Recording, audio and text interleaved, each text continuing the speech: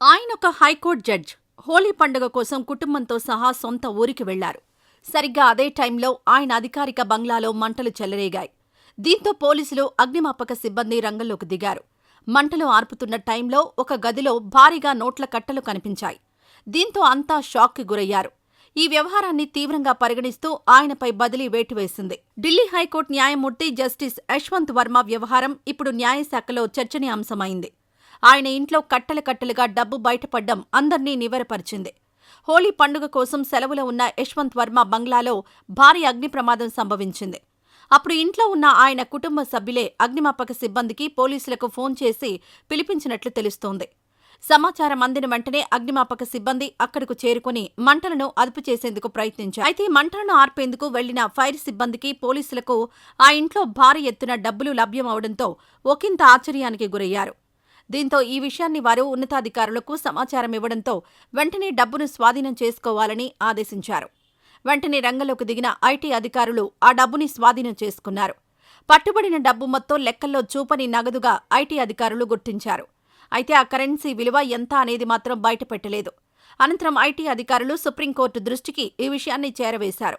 దీంతో ఆయనను supreme court collegium ఏకాభిప్రాయంతో బదిలీ కింద అలహాబాద్ హైకోర్టుకు పంపించి వేసింది. అయితే chief justice of India Sanjiv Khanna ఈ వ్యవహారాన్ని తీవ్రంగా పరిగణిస్తున్నట్లు తెలుస్తోంది.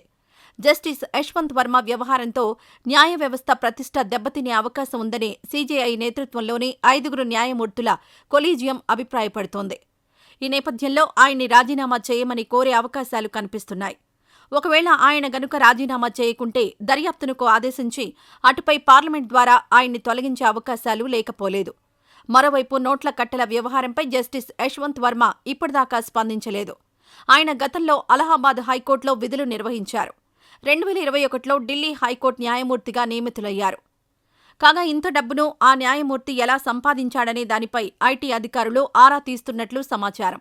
అవినీతి, అవకతవకలకు పాల్పడే న్యాయమూర్తుల విషయంలో చర్యల కోసం 1999లో సుప్రీంకోర్టు ప్రత్యేక మార్గదర్శకాలను విడుదల చేసింది.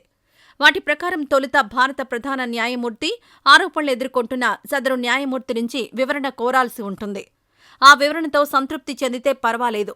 అలా కాని పక్షంలో ఒక కమిటీ వేసి అంతర్గత దర్యాప్తునకు సీజేఐ ఆదేశించవచ్చు. ఈ కమిటీలో ఒక సుప్రీంకోర్టు న్యాయమూర్తి, 2 హైకోర్టు జడ్జీలుంటారు. ఈ కమిటీ ఇచ్చే నివేదిక ఆధారంగా సదరు న్యాయమూర్తిని రాజీనామా చేయమని చీఫ్ జస్టిస్ కోరవచ్చు. అప్పుడు ఆ జడ్జి రాజీనామా చేస్తే పర్వాలేదు. ఒకవేళ చెయ్యని పక్షంలో ప్రధాన న్యాయమూర్తి కేంద్ర ప్రభుత్వానికి లేఖ రాస్తారు. భారత రాజ్యాంగంలోని ఆర్టికల్ 124(4) ప్రకారం సదరు జడ్జిని తొలగించే అధికారం పార్లమెంటుకుంది.